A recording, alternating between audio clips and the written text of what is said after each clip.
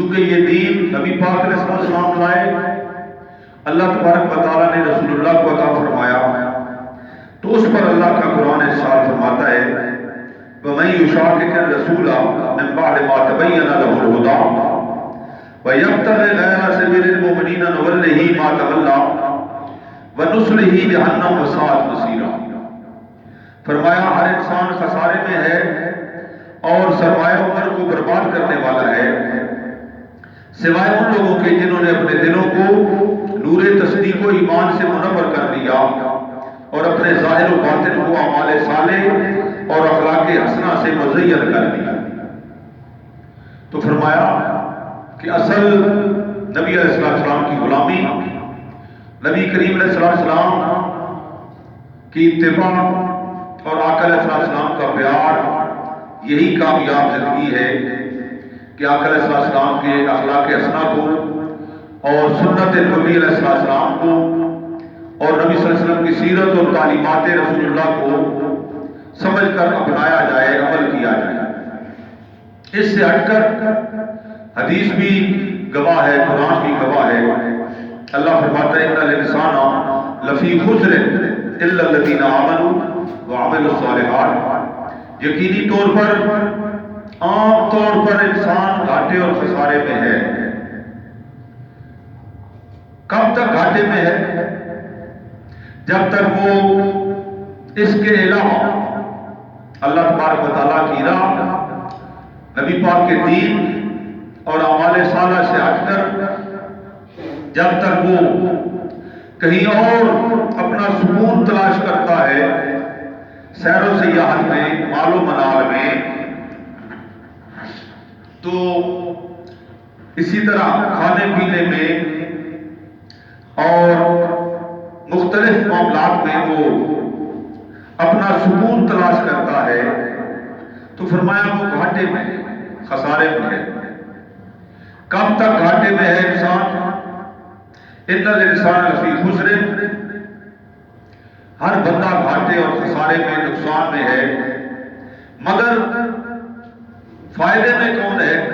الا الذین آمنوا وعملوا الصالحات، جس نے بھی اللہ تعالیٰ کے احکام اور اس کے محبوب و مطلوب صلی اللہ علیہ وسلم کے ارشادات کی خلاف ورزی کی، وہ گمراہ ہوا اور دلالت و غوایت کے گڑھے میں گرا، سوائے ان لوگوں کے جنہوں نے ایمان لانے کے بعد اعمال صالح اختیار کیے، پنجگانہ نماز کی پابندی، قرآن پاک کی تلاوت، درود پاک کی کثرت اور ایک دوسرے سے پیار محبت، درگزر، ہمدردی، اصل یہی کامیاب زندگی ہے۔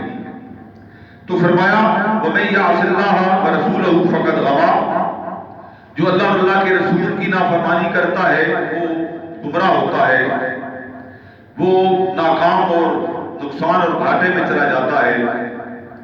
ان آیات کریمہ سے ثابت ہوا اللہ تعالیٰ کے ہاں سب ادیان و مذاہب اور شرائع و ملل میں سے پسندیدہ مذہب صرف اسلام ہے، اس کے خلاف اللہ تعالیٰ کے ہاں نامقبول و مردود ہے۔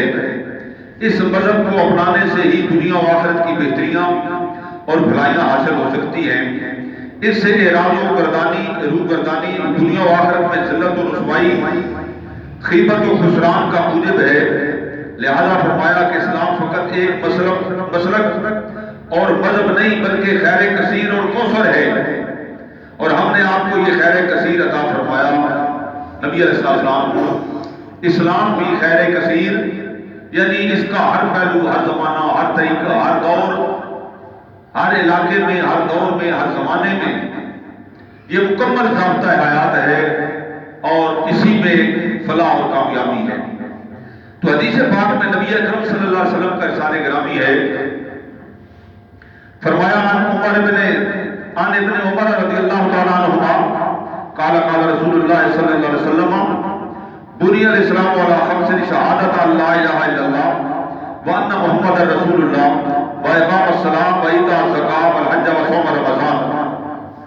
فرمایا اسلام کی بنیادیں 5 چیزوں پر رکھی گئی ہیں: اللہ تعالیٰ کے وحدہ لا شریک ہونے، محمد مصطفیٰ صلی اللہ علیہ وسلم کے رسول خدا ہونے کی گواہی دینا، نماز ادا کرنا، زکوٰۃ دینا، مال میں فرض حصے ادا کرنا، بیت اللہ شریف کے حج ادا کرنا، رمضان شریف کے روزے رکھنا، یہ بنیادی اسلام کے ضروریات، احکامات اور عقائد ہیں۔ تو بخاری اور مسلم کی متفق روایت ہے، ثابت ہوا کہ قصر اسلام کی بنیاد ان 5 امور پر ہے، اور جس شخص میں یہ 5 موجود نہ ہوں وہاں اسلام کی بنیاد ہی موجود نہیں، باقی محل کس طرح تعمیر ہوگا؟ یعنی یہ 5 کا موجود ہونا ضروری ہے کہ کلمہ مبارک، زبان سے اقرار، دل سے تصدیق، نبی پاک سے سچی محبت اور غلامی، نماز کی پابندی۔ نبی پاک نے فرمایا کہ کفر و اسلام میں اگر کوئی فرق کرنے والی چیز ہے تو وہ نماز ہے، اور اگر صاحب مال ہے تو اس پر زکوٰۃ واجب ہے، اور صاحب استطاعت ہے تو حج ضروری ہے، اور ایسا نہیں ہے کہ وہ مال نہ رکھتا ہو تو پھر حج بھی نہیں ہے اور زکوٰۃ بھی نہیں ہے، مگر روزے رکھے۔ تو بات کرنے کا مطلب کہ 5 بنیادی ارکان، ان پر یہ بنیاد ہے۔ اس سے بھی معلوم ہوا کہ اسلام صرف عبادات کا نام نہیں بلکہ وہ ایک ایسا دستور العمل ہے جو زندگی کے ہر شعبے کے متعلق اصول و قوانین پر مشتمل ہے۔ یہ 5 امور تو قصر اسلام کی بنیاد اور اساس ہیں۔ یہ 5 چیزیں تو بنیاد ہیں۔ اب اس سے آگے کیا رسول اللہ نے فرمایا؟ سیدنا ابی ہریرہ سے روایت ہے، ان ابی ہریرہ رضی اللہ تعالیٰ عنہ قال قال رسول اللہ صلی اللہ علیہ وسلم الایمان بضع وسبعون شعبۃ فافضلها قول لا الہ الا اللہ وادناها امامۃ الاذان عن الطریقۃ والحیاء شعبۃ من الایمان۔ سبحان اللہ۔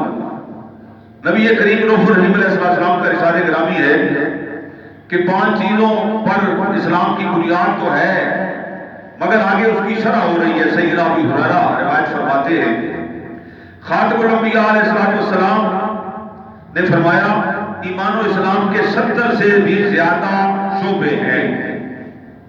ایمان و اسلام کے 70 سے زیادہ شعبے ہیں، ان میں سب سے افضل توحید کی گواہی ہے، اور سب سے آخری درجہ راستہ سے ایسی چیزوں کو دور کرنا جو راہگیروں کو رنج اور تکلیف پہنچائیں۔ دیکھیں نا، یہ کئی دفعہ بات ہوتی ہے اور کبھی کبھار ہوتی رہتی ہے کہ رستے سے کوئی ایسی چیز ہٹا دینا جو تکلیف دہ ہو، یہ بھی صدقہ ہے۔ کسی کو ہنس کر مل لینا، یہ بھی صدقہ ہے۔ نبی پاک نے اسی وجہ سے فرمایا دین و نصیحہ، اور ان الدین عند اللہ الاسلام، اصل یہی دین ہے جو اللہ کو پسند ہے کہ جس کا چھوٹے سے چھوٹا عمل بھی اللہ تبارک و تعالیٰ کی بارگاہ میں وہ صبر و اجر کا موجب ہے اور اجر اس سے ملتا ہے۔ تو ذرا کانٹا ہٹا دے اس لیے کہ کسی کو تکلیف نہ پہنچے، پتھر ہٹا دے، یہ بھی صدقہ ہے۔ کسی سے پیار محبت سے چہرے پر مسکراہٹ رکھ کے مل لینا، یہ بھی صدقہ ہے۔ اللہ تبارک و تعالیٰ نبی پاک کی محبت عطا فرمائے تو فرمایا کہ ایمان کے 70 سے بھی زیادہ شعبے ہیں۔ سب سے افضل توحید، اللہ کے وحدہ لا شریک ہونے اور ایک ہونے کی گواہی دینا کہ اس کے سوا کوئی عبادت کے لائق نہیں، وہی وحدہ لا شریک ہے۔ اور آخری درجہ اماطۃ الاذى، کہ رستے سے تکلیف دہ شے کو ہٹا دینا، اور فرمایا والحیاء، سبحان اللہ، شعبۃ من الایمان۔ اب حیا اتنا وسیع یہ لفظ ہے کہ نبی علیہ السلام نے فرمایا نا کسی پاک میں، سبحان اللہ، الصلاۃ والسلام علیک یا رسول اللہ وعلی آلک واصحابک یا حبیب اللہ۔ نبی پاک نے علیہ السلام نے ارشاد فرمایا کہ مجھے چند چیزیں اللہ نے ایسی عطا فرمائی ہیں جو نہ پہلے کسی کو دی نہ بعد میں۔ ان میں سے وہ کیا چیزیں ہیں؟ جواب اور کلم، کہ تھوڑے کلمات قرآن میں اور حدیث میں، کلمات تھوڑے ان کا معنی زیادہ۔ اجمال، مختصر اور شرح ساری زندگی لوگ کرتے کرتے تھک جاتے ہیں، اور آخر میں یہی لکھتے ہیں، حدیث کی شرح لکھتے ہوئے، قرآن کی شرح لکھتے ہوئے کہ واللہ اعلم بالصواب یا اللہ و رسولہ اعلم. بس یہ آخر میں لکھ دیتے ہیں کہ ہماری بساط جو تھی ہم نے لکھ دیا، اصل وہی ہے جو اللہ کا رسول جانتا ہے یا اللہ کا رسول بہتر جانتا ہے. تو اس طرح فرمایا حیا شعبۃ من الایمان، اس حیا میں اتنی وسعت ہے، اللہ تبارک و تعالی ہمیں سمجھ دے. حیا میں آنکھ کی حفاظت، ہاتھ کی حفاظت، زبان کی حفاظت، یہ سب حیا میں. نبی علیہ السلام نے ارشاد فرمایا کہ تو غض البصر و کف الاذی، جب تو چلتا ہے تو لا تمشی فی الارض مرحا، زمین پر اکڑ کے نہ چل، عاجزی کے ساتھ چل. نہ تو اس کو پھاڑ سکتا ہے، نہ پہاڑوں کی بلندیوں کو پہنچ سکتا ہے. تو کیا مطلب؟ اپنی آنکھ کی حفاظت کر اور اپنی زبان کی حفاظت کر، اور ہاتھوں کو محفوظ اس انداز میں کر کہ تیرے ہاتھ تکبر کی طرف نہ جائے، تیری چال اکڑ کی طرف نہ جائے، اور تیری آنکھ کہیں ایسی جگہ نہ ٹھہرے کہ جہاں تو جہنم کی طرف چل پڑے. اللہ تبارک و تعالیٰ محفوظ فرمائے. اصل یہ دو دریچے آنکھیں اللہ نے عطا فرمائی ہے، تو اس پر کیا ہے، ان کی حفاظت ہمارے بزرگان دین نے تو مختلف طریقے اپنائے. جہاں وہ جنگلوں میں کبھی کوئی چلے گئے، کوئی غاروں میں چلے گئے، وہ اپنی جگہ بات ہے، مگر آبادیوں میں رہ کر بھی وہ سر پر ایک دوپٹہ یا رومال اس انداز میں رکھتے ہیں کہ صرف رستہ دیکھا جا سکے جدھر جا رہے ہیں، آگے پیچھے ان کی آنکھ کوئی شے نہ دیکھے، صرف رستہ دیکھے چلنے کے لیے. اور پھر ان کی آنکھ اپنے دل کی طرف، سوچ فکر دل کی طرف متوجہ رہے اور اپنے رب کی طرف متوجہ رہے. بس یہ جب آنکھ کھلتی ہے، کبھی اوپر کبھی نیچے، کبھی دائیں کبھی بائیں، تو کیا کچھ دیکھتی ہے آپ کو پتا ہے؟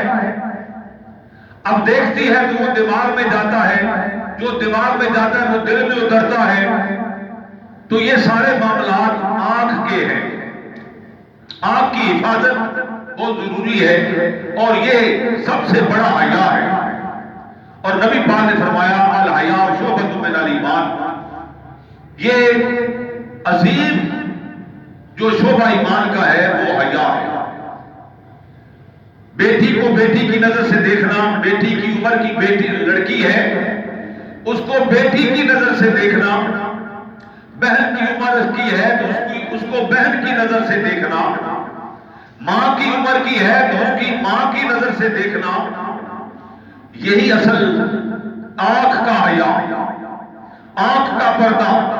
اور زبان، فرمایا نبی کریم علیہ السلام نے کہ سب سے زیادہ جہنم میں لوگ زبان کی لغزش کی وجہ سے جائیں گے، عورتیں ہوں یا مرد ہوں.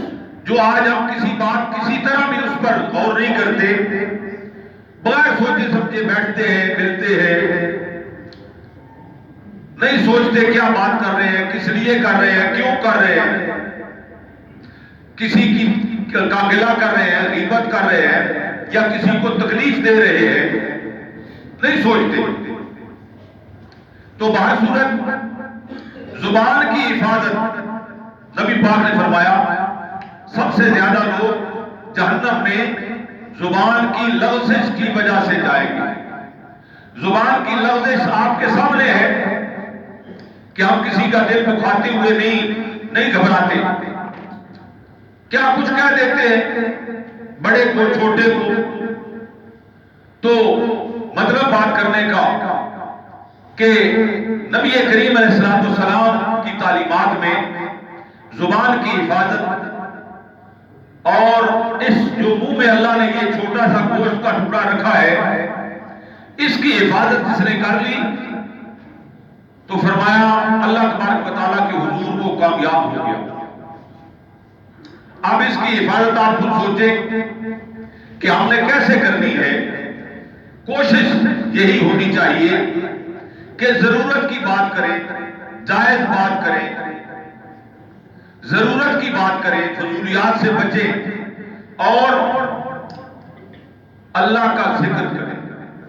زبان کی لغزش سے بچنے کے لیے قرآن کی تلاوت، درود پاک کی کثرت، اللہ کا ذکر اور نبی علیہ السلام کی ذات گرامی سے سچی محبت، اللہ تبارک و تعالیٰ کی طرف متوجہ ہو کر رہنا، خوف خدا میں زندگی گزارنا، عاجزی اختیار کرنا، یہی زبان کی حفاظت ہو سکتی ہے، آنکھ کی حفاظت ہو سکتی ہے کہ غیر ضروری معاملات سے بچ کر جو ضرورت ہے جائز اس پر بات کرے اور اتنی کرے جو ضرورت ہے۔ ہم چھوٹی سی بات کو غیر ضروری طور پر بڑھاتے غیبت بھی کرتے ہیں، گلے بھی کرتے ہیں، جھوٹ بھی بولتے ہیں، تو اللہ تبارک و تعالیٰ نبی پاک کے صدقے محفوظ فرمایا والحیاء شعبۃ من الایمان۔ نبی کریم علیہ السلام کا ارشاد گرامی کہ 70 شعبے ہیں ایمان کے، پہلا بڑا جو ہے وہ توحید اور آخری رستے سے تکلیف دہ شے کو ہٹانا، اور فرمایا حیا ایمان کے اہم شعبوں میں سے ہے، ایک عظیم شعبہ ہے۔ آگے پھر سیدنا ابی ہریرہ رضی اللہ تعالیٰ عنہ سے روایت ہے، قال رسول اللہ صلی اللہ علیہ وسلم، یہ سب ان الدین عند اللہ الاسلام، اور یہ جو دین نصیحہ اس کی شرح میں بات ہو رہی ہے کہ سب سے پسندیدہ دین اللہ کی بارگاہ میں، نبی پاک کے دربار میں، ہر دور میں، ہر زمانے میں، ہر علاقے میں، اور سب سے وسیع۔ حضرت ابی ہریرہ روایت فرماتے ہیں قال رسول اللہ صلی اللہ علیہ وسلم، المسلم من سلم المسلمون من لسانه ويده والمؤمن من امنه الناس على دمائهم واموالهم والمجاهد من جاهد نفسه سبحان الله في طاعة الله والمهاجر من هجر الخطايا والذنوب سبحان اللہ۔ درود پاک پڑھیں، الصلاۃ والسلام علیک یا رسول اللہ وعلی آلک واصحابک یا حبیب اللہ۔ تو پھر سیدنا ابی ہریرہ، پہلے بھی روایت ابی ہریرہ سے ہے، اب پھر ابی ہریرہ سے روایت ہے۔ نبی کریم علیہ السلام نے کیا فرمایا؟ کامل مسلمان وہ ہے جس کی زبان اور ہاتھ سے مسلمان محفوظ رہے۔ ابھی تھوڑی دیر بات ہی ہو رہی تھی کہ زبان کی حفاظت، ہاتھ کی حفاظت، ہاتھ کو بچاؤ کسی کو تکلیف دینے سے، اور زبان کو بچاؤ کسی کو تکلیف دینے سے، بلکہ اللہ کا ذکر کرو اور ایسی بات کرو۔ یہ دیکھو جب کوئی بات کرتا ہے بندہ، بڑا چھوٹا، خاندانوں میں، محلوں میں، گلیوں میں، آپس میں، دوستی میں، یا اللہ نہ کرے کسی صورت میں بات ہوتی ہے، تو اگر گندگی کے ڈھیر سے گزرتے ہیں نا، ہر بندے کو سمجھ ہے اس بات کی، بدبو آتی ہے، اور اگر عطر والی دکان سے گزرتے ہیں تو خوشبو آتی ہے۔ اسی طرح یہ بات اگر سمجھی ہے تو پھر بات بھی جب زبان سے میں اور آپ بولتے ہیں، یا تو اس سے خوشبو آتی ہے یا بدبو آتی ہے۔ خدا کرے سمجھ آ جائے، اللہ کرے سمجھ آ جائے بات، یا اس سے خوشبو آتی ہے یا بدبو آتی ہے۔ تو کیا مطلب؟ اگر بندہ خوش ہوتا ہے اس کی بات سے اور اس کی زبان سے، دل خوش ہوتا ہے، طبیعت میں راحت آتی ہے اور اس کے ساتھ بیٹھنے کو جی چاہتا ہے، تو وہ کیا ہے؟ عطر ہے، خوشبو ہے، خوشبو ہے۔ اور اگر اس کے ساتھ بیٹھ کر طبیعت مطمئن نہیں ہوتی، پریشان ہوتی ہے، بیزار ہوتی ہے، تو فرمایا وہ کیا ہے؟ وہ بدبو ہے، وہ بدبو ہے۔ بندہ جب کسی کے متعلق بات کرتا ہے، اس کا انداز بتاتا ہے، اس کے الفاظ بتاتے ہیں، اس کے حالات بتاتے ہیں، تو سمجھنے والا، شعور رکھنے والا انسان سمجھ جاتا ہے تو مقصد بات کرنے کا کیا ہے؟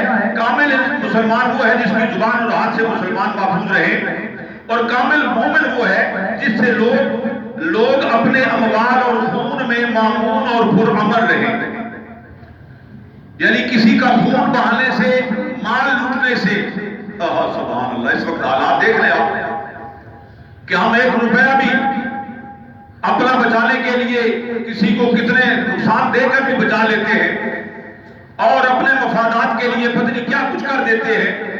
تو فرمایا مسلمان کی تعریف کیا ہے کہ لوگ اپنے اموال اور خون میں مامون اور پرامن ہوں، اس سے لوگ مطمئن ہوں کہ یہ ہمارے مال کو، ہماری جانوں کو نقصان نہیں دے گا، یہ ہر صورت میں ہمیں اس سے نفع ہوگا. کامل مجاہد وہ ہے جو اپنے نفس کے ساتھ اللہ تعالیٰ کی تابعداری اور طاعت میں جہاد کرے. کامل کون ہے مجاہد؟ کہ جو اپنے نفس کے ساتھ جہاد کرے، برائی کو جیت جاتا ہے، جھوٹ بولنے کو جیت جاتا ہے، کسی کو لوٹنے کو جیت جاتا ہے، تکبر کرنے کو جیت جاتا ہے، بڑائی، نمائش وغیرہ وغیرہ، نماز نہ پڑھنا، وضو نہ کرنا، قرآن کی تلاوت نہ کرنا، درود پاک نہ پڑھنا، نیکی کی طرف نہ جانا، برائی کی طرف جانا، ان سارے معاملات سے بچ کر اپنے اللہ کا بندہ بن جانا، نبی پاک کا غلام بن جانا، یہ نفس سے جہاد ہے. یہ نفس سے جہاد ہے. کامل مجاہد وہ ہے جو اپنے نفس کے ساتھ جہاد کرے، اللہ تعالیٰ کی تابعداری اور طاعت میں جہاد کرے.